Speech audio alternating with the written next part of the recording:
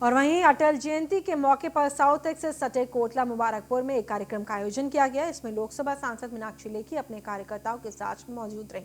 मीनाक्षी लेखी ने कृषि कानूनों का समर्थन किया और किसानों का भ्रम दूर किया। देखिए हमारे संवाददाता कमल किशोर की बीजेपी सांसद मीनाक्षी लेखी से यह खास बातचीत। अटल बिहारी वाजपेयी जी के जन्मदिन पे एक कोटला मुबारकपुर के अंदर एक प्रोग्राम रखा गया, जिसमें हमारी लोकसभा सांसद मीनाक्षी लेखी जी मौजूद रही हैं और उसी दौरान पीएम मोदी ने भी अपनी मन की बात के अंदर कृषि कानूनों को लेकर अपनी योजनाएं, जो उनकी योजनाएं थी उसके बारे में बताई। जी मैम। प्रधानमंत्री जी ने बहुत स्पष्ट शब्दों में किसानों से बातचीत के माध्यम से सबका जो डर था वो हटाने का प्रयास किया है और सबका डर दूर भी किया है। और हम तो सब ये जानते हैं कि मोदी जी की आवाज़ पर और सिर्फ हमें ही नहीं बल्कि पूरे देश को भरोसा है और उस भरोसे को उजागर उन्होंने लगातार देश के प्रति और लोगों के प्रति काम करके किया है। सबसे अधिक काम इस सरकार ने 6 गुना बजट बढ़ाकर किसानों के लिए किया और उसके माध्यम से इन्होंने चाहे यूरिया हो, नीम का उस पे लेप लगाया गया हो, नहीं तो यूरिया के पीछे राइटिंग हो जाती थी, ट्रक नहीं उतरता था, ट्रेन नहीं आती थी, वहाँ पे लोगों के दंगे फैला दिए जाते थे क्योंकि लूट मार मच जाती थी और उसका जो है ब्लैक मार्केटिंग होती थी। सबसे अधिक एमएसपी 1.5 गुना बढ़ाने का काम भी इसी सरकार ने किया है। सबसे अधिक एमएसपी के आधार पर उपज को खरीदने का काम भी हमारी सरकार ने किया है।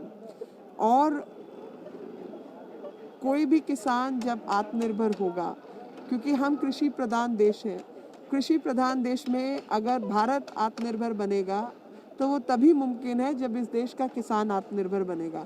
किसान को आत्मनिर्भर बनाने के लिए, उसकी आय को दुगना करने के लिए ये सब प्रयास किए गए हैं और वो तब संभव है जब उसको खुली मंडी में अपना सामान बेचने का अधिकार होगा। एक छोटे से उदाहरण के माध्यम से आपको ये बात समझाना चाहती हूँ, आपके माध्यम से जनता को ये बात समझाना चाहती हूँ।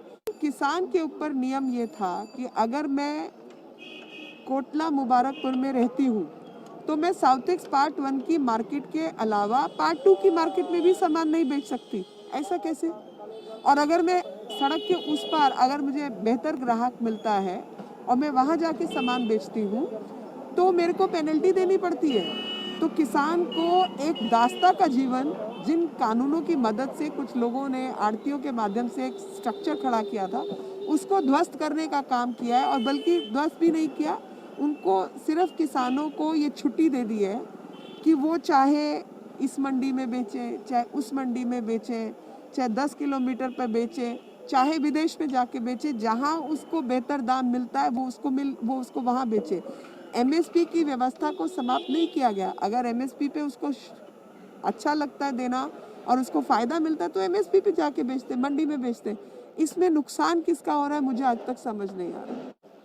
तो ये थी हमारे साथ लोकसभा सांसद मीनाक्षी लेखी जी। हमने इनसे बात करी आज पीएम मोदी ने जो अपनी मन की बात में उन्होंने बताया था उसके बारे में।